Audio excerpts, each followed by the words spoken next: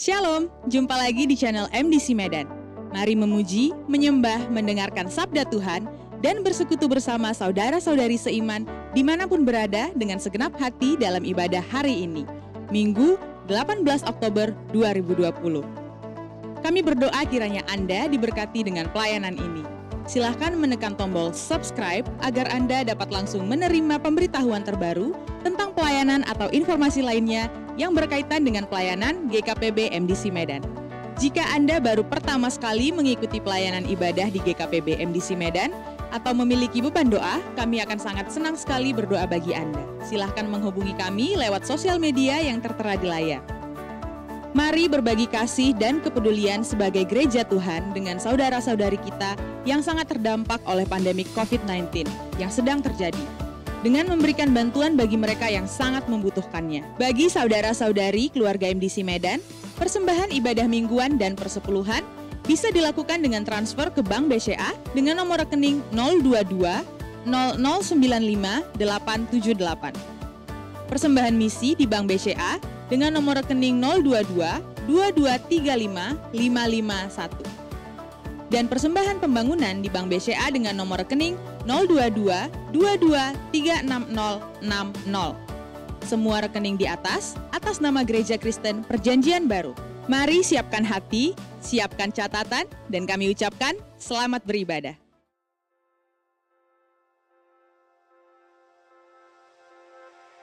Mazmur 62 ayat yang ke-1. Untuk pemimpin biduan, menurut Yedutun, Mazmur Daud, hanya dekat Allah saja aku tenang, daripadanya lah keselamatanku. Tuhan adalah gembala yang baik, tidak hanya memberi tuntunan, Ia juga memberkati dan memberi perlindungan. Sekalipun dalam lembah yang kelam, gada dan tongkatnya memberi penghiburan. Dalam tinggal tenang di dalam Dia, kita akan menemukan kemenangan, keselamatan dan harapan. Kekuatan kepak sayapnya membawa kita melintasi badai hidup. Dan jika Allah bersama dengan kita, siapakah yang dapat mengalahkan? Mari kita berdoa. Tuhan, kami bersyukur Engkau telah bangkit menyelamatkan kami, sehingga kami bukan lagi orang-orang yang tertindas, tetapi orang yang merdeka. Tuntunlah kami senantiasa untuk dapat mengerjakan keselamatan ini dalam hidup yang kami jalani, menghadapi tantangan yang sedang kami hadapi, dan yang lain yang mungkin akan datang. Kami percaya dalam tinggal tenang di hadirat-Mu, kami dapatkan kemenangan dan pengharapan. Curahkan urapan baru atas hamba-Mu yang menyampaikan firman-Mu, dan atas umat-Mu yang menyembah-Mu di dalam ibadah ini. Kami berdoa dalam nama Yesus, Tuhan kami. Amin.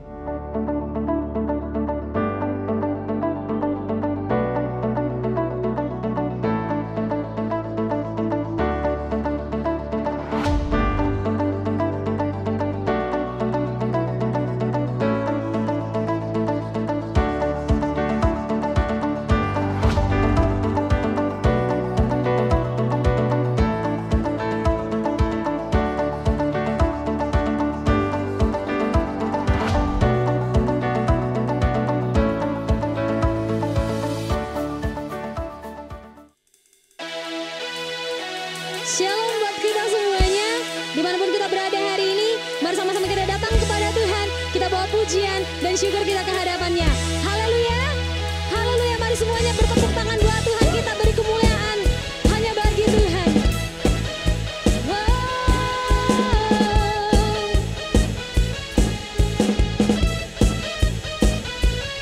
Haleluya, Yesus.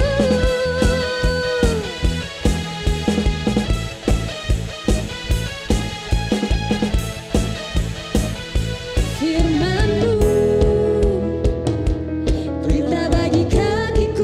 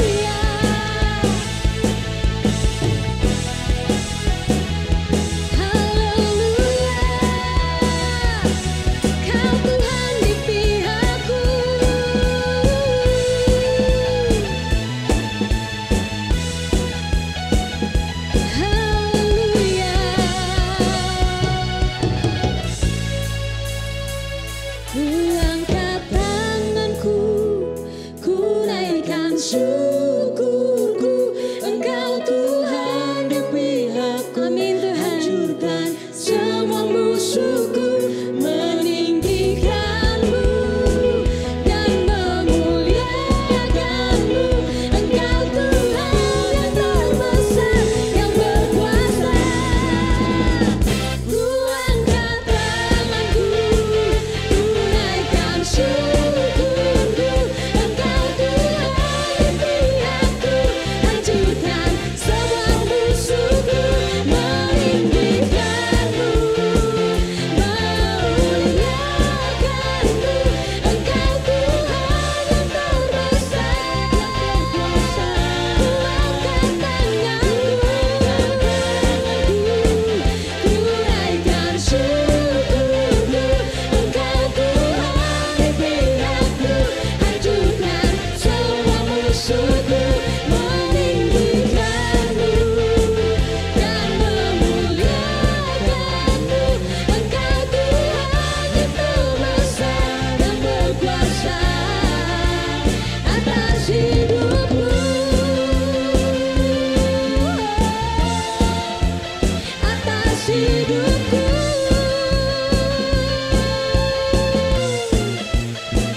Haleluya, Kau yang berkuasa Tuhan, Kau di pihak kami Tuhan.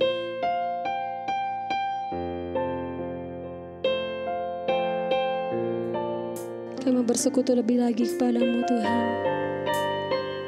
Haleluya.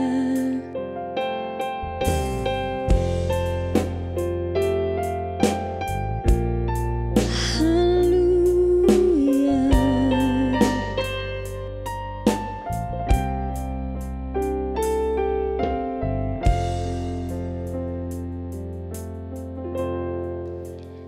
Hanya dekat Allahku, rasa tenang hatiku. Kau sertai jalanku sepanjang hidupku.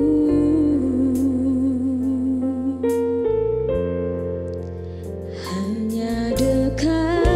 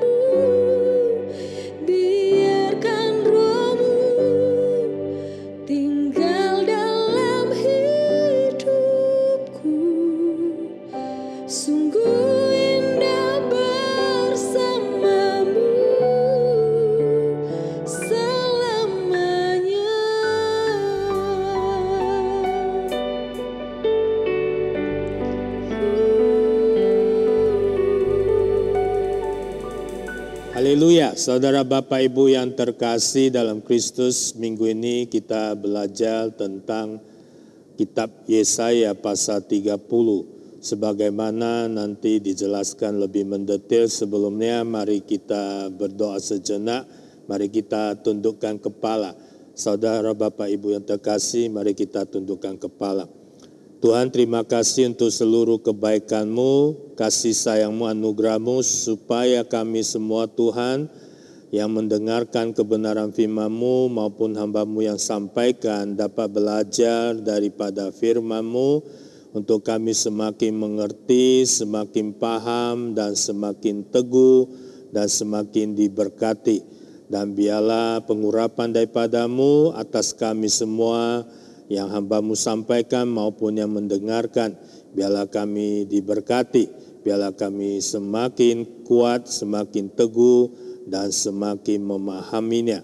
Di dalam nama Yesus kami ucap syukur, haleluya, amin.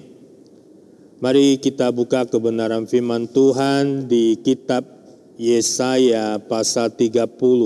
Ada satu ayat, yaitu ayat 15, di dalam perikop yang dari pasal 30 dari ayat 1 sampai 17, ada satu ayat yang dikatakan begini di ayat 15 tertulis, sebab beginilah firman Tuhan Allah yang Maha Kudus, Allah Israel, dengan bertobat dan tinggal diam, kamu akan diselamatkan. Dalam tinggal tenang dan percaya terletak kekuatanmu. Firman Tuhan di dalam 17 ayat, di ayat 15 ini menunjukkan bahwa ada belas kasihan Tuhan, ada peluang lagi yang daripada Tuhan, khususnya bagi umat Israel maupun umat Yehuda di pada zaman itu. Tetapi firman ini juga berlaku pada kita semua.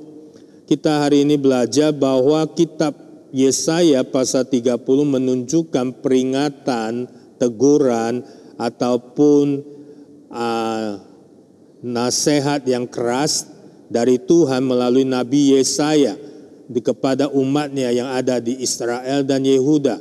Tetapi di ayat 15, Tuhan juga menunjukkan kasih-Nya kepada umat Israel dan umat Yehuda. Di dalam teguran yang keras, Tuhan beri satu peluang, beri kasih sayangnya di ayat 15 untuk seluruh umat Israel dan Yehuda diberi kesempatan untuk mengalami apa yang Tuhan sudah firmankan melalui Nabi Yesaya yang khususnya di ayat 15 dengan bertobat.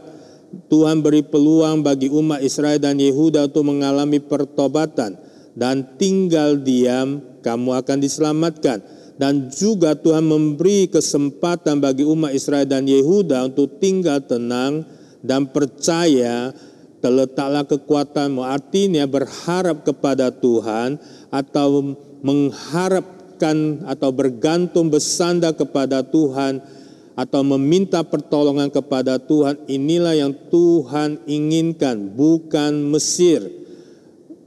Saudara Bapak Ibu yang terkasih, bahkan Tuhan ingatkan lebih keras lagi di pasal 30 kitab Yesaya pasal 31 ayat 1 dikatakan, dianiaya celakalah orang-orang yang pergi ke Mesir minta pertolongan, yang mengandalkan kuda-kuda. Artinya celakalah orang-orang yang pergi ke Mesir minta pertolongan, sebagaimana saya ingat kitab Yeremia 17 ayat 5, terkutuklah orang yang mengandalkan kekuatan sendiri, atau terkutuklah orang yang mengandalkan manusia, atau terkutuklah orang yang mengandalkan Mesir. Dan maknanya sama, jadi Tuhan mengingatkan umat Israel dan Yehuda bahwa mengandalkan Mesir atau mengandalkan kuda-kuda atau mengandalkan ketangkasan kuda di ayat 16 pasal 30 ayat 16 dikatakan begini, kamu berkata, bukan, kami mau naik kuda dan lari cepat, maka kamu akan lari dan lenyap. Katamu pula, kami mau mengendarai kuda tangkas, maka para pengejarmu akan lebih tangkas lagi. Di kitab Yesaya pasal 30 ayat 16 ditegaskan bahwa ketergantungan atau kepanikan atau ketangkasan justru tidak dapat memberi jalan keluar menghadapi masalah. Artinya Tuhan mau ingatkan umat Israel dan Yehuda dan kita semua mengandalkan Mesir itulah bukan jalan keluar. Bahkan kita akan mengalami celaka sebagaimana contoh yang sudah dilakukan oleh Raja Hosea. Mari kita buka kebenaran firman Tuhan di 2 Raja-Raja pasal 17. 2 Raja-Raja pasal 17 ayat 1 sampai 6. Ayat 1 sampai 6 saya akan baca secara cepat. Hosea Raja Israel dalam tahun ke-12 zaman Ahaz Raja Yehuda, Hosea bin Ela menjadi raja di Samaria atas Israel. Pada zaman ayahnya Hizkia, Hosea bin Ela menjadi raja di Samaria atas Israel, menjadi raja Israel. Raja Hosea memerintah 9 tahun lamanya. Ia melakukan apa yang jahat di mata Tuhan, tetapi bukan seperti raja-raja Israel yang mendahului dia. Salmaneser, yaitu raja Asyur, maju melawan dia. Hosea takluk kepadanya serta membayar upeti. Tetapi kedapatanlah oleh raja Asyur bahwa di pihak Hosea ada persepakatan, karena Hosea telah mengirimkan utusan-utusan kepada So, raja Mesir, dan tidak mempersembahkan lagi upeti kepada raja Asyur. Jadi Hosea mencari Mesir, yaitu raja So. Raja Mesir mengirimkan upeti kepada raja Mesir dan tidak lagi memberi upeti kepada raja Asyur yang seperti biasanya tahun demi tahun. Sebab itu raja Asyur menangkap dia dan membelenggu dia dalam penjara. Kemudian majulah raja Asyur menjelajah seluruh negeri itu, yang menyerang Samaria dan mengepungnya 3 tahun lamanya. Keruntuhan kerajaan Israel, Raja Hosea, raja Israel yang terakhir, yang mengandalkan Mesir, bukan semakin memperkuat kerajaannya. Mengandalkan Mesir bukan semakin memperkuat tata atau memperkokohkan posisinya, tapi membuat dia menjadi terbelenggu di dalam penjara. Karena Raja Asyur amarah pertama karena Raja Hosea mengandalkan Mesir untuk melawan Raja Asyur. Kedua, dia tidak membayar upeti lagi kepada Raja Asyur. Hal ini membuat Raja Asyur menyerang Israel, Samaria. Bahkan Raja Hosea bin Ela adalah Raja Israel yang terakhir. Jadi keruntuhan kerajaan Israel di zaman Hosea, hal itu terjadi karena orang Israel telah berdosa kepada Tuhan Allah mereka yang telah menuntun mereka dari tanah Mesir, dari kekuasaan Firaun kepada zamannya Hosea. Jadi singkat cerita, Raja Hosea ingin memperkokoh posisi kedudukan kerajaannya, bukan mengandalkan Tuhan, bukan mendengarkan firman Tuhan yang melalui Nabi Yesaya yang sudah disampaikan oleh Tuhan melalui Nabi Yesaya kepada umat Israel dan umat Yehuda. Yang saya yakin Hosea sempat mendengarkannya, tetapi mungkin menganggap Nabi Yesaya perkataan diabaikan, dianggap remeh. Seringkali seperti kita juga mengalami suatu masalah, kesukaran yang mungkin kita tidak tahu kapan datang, kita akan seringkali terlalu sibuk mencari jalan keluar dengan pola pikir kekuatan kita sendiri. Dan sibuk mencari bantuan ke tempat lain. Secara daging atau logika itu wajar ya Bapak, Saudara Ibu yang terkasih. Tapi kadang-kadang kita juga bahkan bisa sibuk menyalahkan yang lain atau Tuhan atau gereja atau semua terjadi kesukaran dalam kehidupan kita. Seringkali kita mencari kambing hitam sebagaimana Hosea ingin memperkokoh posisinya, kuasanya, kedudukannya, kerajaannya. Seharusnya dia datang dengan segala kerendahan hati, mendengarkan apa yang disampaikan Tuhan melalui Nabi Yesaya, mencari wajahnya Tuhan. Saya percaya kerajaan Israel mungkin masih utuh. Kita coba bandingkan dengan namanya Raja Hizkia. Memang Israel melalui zamannya Raja Hosea lebih mengharapkan pertolongan dari Raja Mesir, Raja So, daripada mengharapkan pertolongan Tuhan. Mereka mungkin panik. Saya sangat mengerti, memahami kalau namanya bayar upeti setiap tahun kepada pribadi atau ke Raja Asyur, itu sangat-sangat membebani, mungkin membebani keuangan kerajaan Israel, sangat membebani juga harga diri Raja Israel. Tetapi semua hal ini sebenarnya ada di dalam kedaulatan tangan Tuhan, yang seharusnya Hosea bisa belajar dari raja-raja Israel terdahulu atau belajar dari Raja Yehuda yang terdahulu. Yang mengandalkan Tuhan pasti diberkati, yang tidak mengandalkan Tuhan atau yang berdosa kepada Tuhan pasti dihancurkan atau pasti berakhir masa jayanya atau masa kepemimpinannya. Seharusnya Hosea belajar dari sejarah atau dari masa lalu raja-raja yang terlebih dahulu, yang dikatakan tadi firman Tuhan di 2 Raja-Raja pasal 17 ayat 2, Hosea melakukan apa yang jahat di mata Tuhan, tetapi bukan seperti raja-raja Israel yang mendahului dia. Artinya dia tidak belajar dari kesalahan atau kelebihan yang raja-raja Israel yang mendahului dia.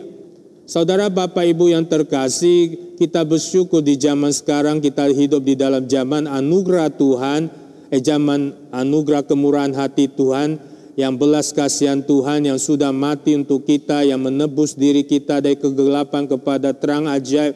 Kita sangat bersyukur untuk hal ini. Tetapi pengorbanan Yesus juga kita jangan anggap remeh atau abaikan untuk kita tidak taat sebagaimana Hosea mengabaikan firman Tuhan yang melalui Nabi Yesaya. Sebaliknya dibandingkan Raja Hizkia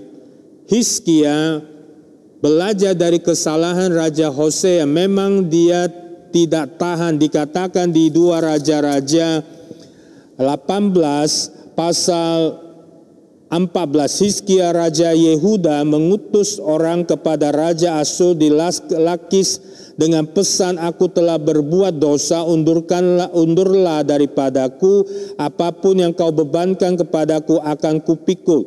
Jadi saya ulang lagi baca di 2 Raja-Raja pasal 18 ayat 14. Hizkia Raja Yehuda mengutus orang kepada Raja Asyur di Lakis dengan pesan, aku telah berbuat dosa, undurlah daripadaku, apapun yang kau bebankan kepadaku akan kupikul. Kemudian Raja Asyur membebankan kepada Hizkia Raja Yehuda 300 talenta perak dan 30 talenta emas. Jadi sangat memberatkan kas keuangan kerajaannya, bahkan sangat membebani keuangan kerajaan Raja Yehuda yang dipimpin Raja Hizkia, sebagaimana Raja Hosea juga. Tetapi sikap respon menerima firman Tuhan melalui Nabi Yesaya, Raja Hosea dengan Raja Hizkia ada perbedaan yang sangat signifikan. Raja Hosea mengandalkan Mesir, mengandalkan kekuatan sendiri, mengandalkan negara lain, bangsa lain, yang dikatakan di 2 Raja-Raja pasal 24 ayat 7. Kita buka di 2 Raja-Raja pasal 24 ayat 7, dikatakan begini, Raja Mesir tidak lagi keluar berperang dari negerinya sebab Raja Babel telah merebut segala yang termasuk wilayah Raja Mesir, mulai dari sungai Mesir sampai ke sungai Efrat. Yang diandalkan Hosea tidak bisa berbuat apa-apa. Bahkan Raja Mesir sendiri dijajah atau dikalahkan atau dikuasai oleh Raja Babel. Saudara, Bapak, Ibu yang terkasih, Tuhanlah yang menciptakan segala sesuatu yang seharusnya umat Israel dan Yehuda dan kita semua andalkan, yang seharusnya kita semua berharap, yang seharusnya kita semua berfokus, mata kita semua tertuju kepada Dia. Hanya seharusnya Tuhan satu-satunya penolong kita yang sejati. Inilah yang membuat Hizkia belajar dari kesalahan Raja Hosea. Saya percaya ini juga kemurahan Tuhan kepada Hizkia karena Daud. karena memang Raja Hizkia lebih lambat diserang Raja Asyur, lebih lambat beberapa tahun dari pengepungan Sanherib Raja Asyur, karena waktu pengepungan ke Raja Hosea itu masih Raja Salmaneser digantikan oleh keponakannya, yaitu anak abangnya yang namanya Sanherib, anak abangnya yaitu Raja Sargon II. Sanherib, jadi ada periodik beberapa tahun untuk untuk Hizkia belajar dari kesalahan ataupun belajar dari kelemahan Hosea. Jadi menurut saya ini juga adalah satu kasih sayang Tuhan di Yesaya 30 ayat 15 yang disampaikan Nabi Yesaya kepada umat Yehuda, khususnya kepada pemimpin Yehuda yaitu Raja Hizkia. Sebab beginilah firman Tuhan Allah yang Maha Kudus, Allah Israel, dengan bertobat dan tinggal diam kamu akan diselamatkan, dalam tinggal tenang dan percaya terletak kekuatanmu. Jadi ini adalah satu anugerah, satu kasih sayang Tuhan kepada Yehuda, khususnya kepada umat Yehuda dengan pimpinan Raja Hizkia. Apa respon Raja Hizkia? Raja Hizkia tidak mencari Mesir. Raja Hizkia dikatakan di 2 Raja-Raja pasal 19 ayat 1, segera sesudah Raja Hizkia mendengar itu dikoyakkanlah pakaiannya, artinya dia merendahkan hati, dan diselubunginya badannya dengan kain kabah, artinya dia mengadakan doa puasa, lalu masuklah ia ke rumah Tuhan, artinya dia mengambil komitmen untuk mengandalkan Tuhan, dia berkomitmen untuk datang kepada Tuhan. Perbedaan dengan Raja Hosea setelah mendapat pengepungan Raja Salmaneser, Raja Asyur, dia bukan datang untuk taat kebenaran firman Tuhan yang disampaikan Nabi Yesaya. Bahkan dia mengandalkan kekuatan sendiri untuk mencari Mesir, yang kita tahu tadi yang sudah kita bahas 2 Raja-Raja pasal 24 ayat 7 yang dikatakan Raja Mesir juga dijajah, dikepung, dikuasai oleh Raja Babel, yang seharusnya dikatakan juru minuman panglima istana, juru minuman Raja Asyur kepada Hizkia di 2 Raja-Raja pasal 18 ayat 21, sesungguhnya engkau berharap kepada tongkat bambu yang patah terkulai itu, yaitu Mesir, yang akan menusuk dan menembus tangan orang yang bertopang kepadanya. Begitulah keadaan Firaun Raja Mesir bagi semua orang yang berharap kepadanya. Artinya tidak punya harapan untuk berharap kepada Mesir,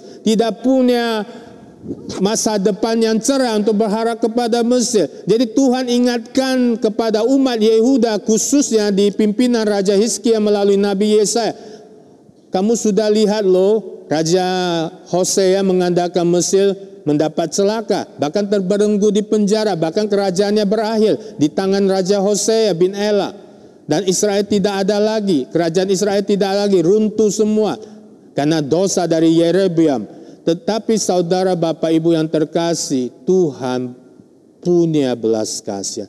Tuhan masih mengasihi umatnya. Tuhan masih mempunyai kasih sayang pada umatnya. Maka ditunjukkannya kepada Raja Hizkia, kepada umat Yehuda melalui Nabi Yesaya di kitab pasal 30 ayat 15. Artinya Tuhan memberi kesempatan sebenarnya bukan hanya bagi Hizkia saja, bagi Hosea juga dengan seluruh umat Israel. Langkah pertama yang harus mereka lakukan adalah bertobat dan tinggal diam. Hanya masalahnya saudara Bapak Ibu yang terkasih dalam Kristus, Raja Hosea tidak mengambilnya. Raja Hosea tidak dengan penuh ketaatan untuk melakukan apa yang Tuhan perintahkan melalui Nabi Yesaya. Tetapi Raja Hizkia responnya beda. Raja Hizkia bahkan dikatakan di 2 Raja-Raja 19 ayat 1 dan ayat 14. Ayat 1 yang tadi saya sudah baca, saya baca sebentar ayat 14. Hizkia menerima surat itu dari tangan para utusan, lalu membacanya. Kemudian pergilah ia ke rumah Tuhan dan membentangkan surat itu di hadapan Tuhan. Artinya dia mau merendahkan hati dan bahkan mengoyakkan bajunya dan menyelubungkan badannya dengan kain kabut. datang ke rumah Tuhan. Tuhan, inilah surat ancaman. Tuhan, inilah surat pencelaan akan engkau. Jadi artinya dia mau sungguh-sungguh berserah, merendahkan hati, bergantung penuh pada Tuhan, bukan Mesir. Dan kita tahu di 2 Raja-Raja pasal 19 ayat 35 yang pengepungan Raja Asyur Sanherib kepada Yerusalem, kepada umat Yehuda yang dipimpin Raja Hizkia, 185.000 tentara Asyur pada malam itu dibunuh oleh malaikat Tuhan. Artinya bertahun-tahun punya kasus, bertahun-tahun problema yang dialami umat Yehuda dengan umat Israel yang harus bayar upeti kepada Raja Asyur. Yang pertama dilakukan oleh Raja Ahaz, yaitu ayah Hizkia, kepada Tiglat-Pileser III, yaitu kakeknya Sanherib, kakeknya dari Raja Asyur yang masanya Hizkia, Sanherib. Jadi kakeknya namanya Raja Tiglat-Pileser. Jadi Ahaz memberikan upeti. Jadi upeti itu sudah dibayar dari ayahnya Hizkia. Jadi setiap tahun dibebani talenta emas, dibebani talenta perak, dikeluarkan dari pembendaharaan kas kerajaan kepada kerajaan lain. Dan itu akan sangat mempengaruhi ekonomi, bahkan kehidupan umat yang dia pimpin. Inilah yang tidak bisa ditanggung, ditahan oleh Raja Hosea maupun Raja Hizkia. Tetapi respon penerimaan firman Tuhan terjadi perbedaan. Hosea mengandalkan Mesir, tapi Hizkia mengandalkan Tuhan.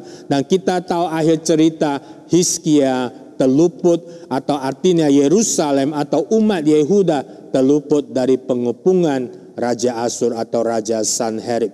Saudara, Bapak, Ibu yang terkasih, dari firman Tuhan ini kita bisa belajar. Memang tidak begitu gampang secara logika, tinggal diam kamu akan bisa. Tetapi bertobat harus, berbalik kepada Tuhan harus, mengandalkan Tuhan harus, berharap pada Tuhan harus, bahkan beribadah kepada Tuhan itu sangat harus. Tinggal diam, kamu akan diselamatkan. Dan dalam tinggal tenang dan percaya terletak kekuatanmu. Ini yang dilakukan Raja Hizkia. Dia mau tinggal tenang, percaya sepenuhnya pada Allah nenek moyangnya, Allah Daud. Maka itulah menjadi kekuatan bagi Hizkia untuk terluput dari pengepungan Sanherib. Pertanyaannya, apakah saudara Bapak Ibu jika di dalam posisi yang seperti umat Israel, umat Yehuda mengalami pengepungan Raja Asyur dengan tentara yang begitu besar 185.000, apa yang harus direspon saudara Bapak Ibu yang terkasih? Apakah seperti responnya seperti Raja Hosea atau responnya seperti Raja Hizkia?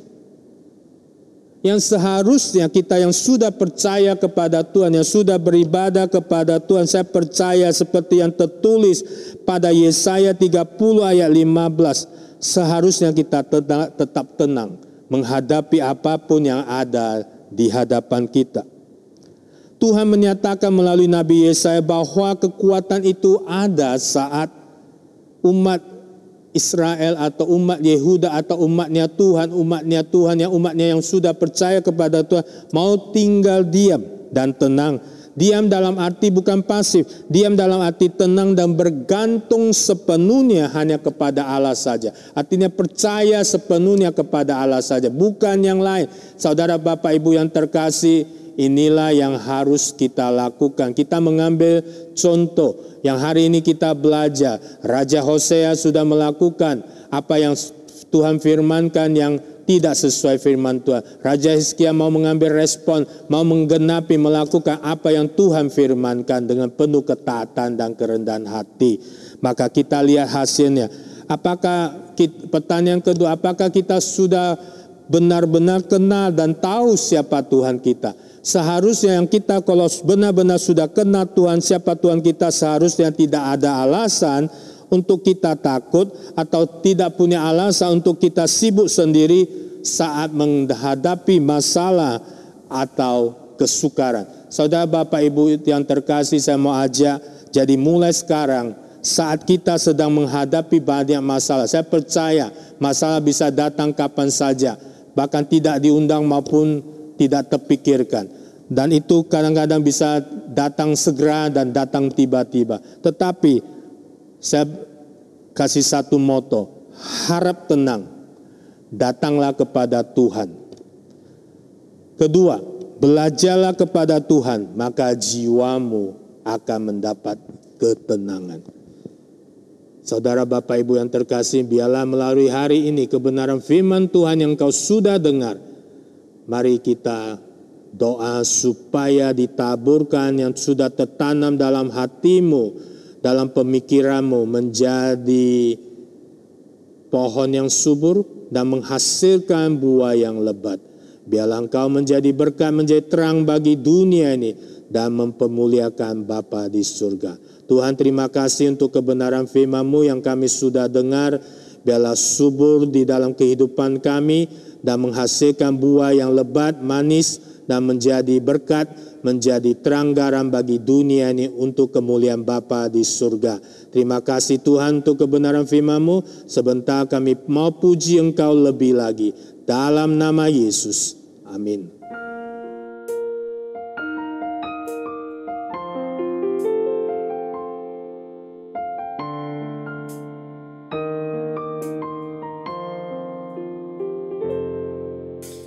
Kaulah penulis hidupku,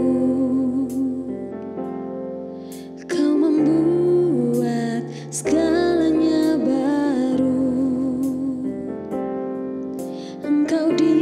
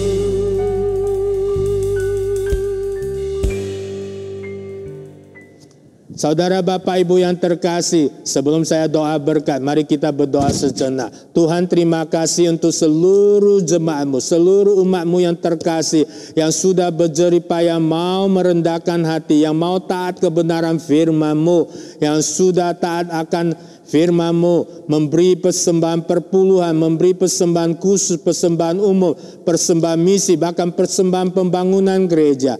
Tuhan berkati berlimpah, tidak ada satupun Tuhan lewatkan. Bahkan juga jemaat yang terkasih yang sudah mengadakan doa, dana dan daya, jerih payah mereka untuk taat akan kebenaran firman-Mu. Tuhan berkati berlimpah-limpah.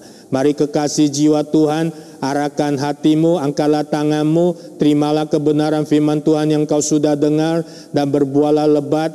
Biarlah hidupmu dipakai Tuhan dengan luar biasa, dan bahkan nama Yesus dipermuliakan melalui kehidupanmu, melalui usaha pekerjaan karirmu, melalui pergaulanmu, melalui apa saja yang kau perbuat. Tuhan perbuatkan berhasil dan beruntung. Terimalah keberhasilan keberuntungan yang datang dari Allah Bapa yang penuh anugerah yang melimpah dalam kehidupanmu. Dengan cinta kasih Yesus Kristus melingkupi engkau. Dengan persekutuan Allah Roh Kudus yang memampukan engkau menerima berkat-Nya yang berlimpah-limpah. Biarlah hidupmu senantiasa menjadi terang, menjadi garam bagi dunia ini. Biar nama Yesus dipermuliakan melalui hidupmu. Pulanglah membawa berkat ini di dalam nama Yesus yang menerima berkat, katakan amin. Amin. Selamat hari Minggu, Tuhan Yesus memberkati.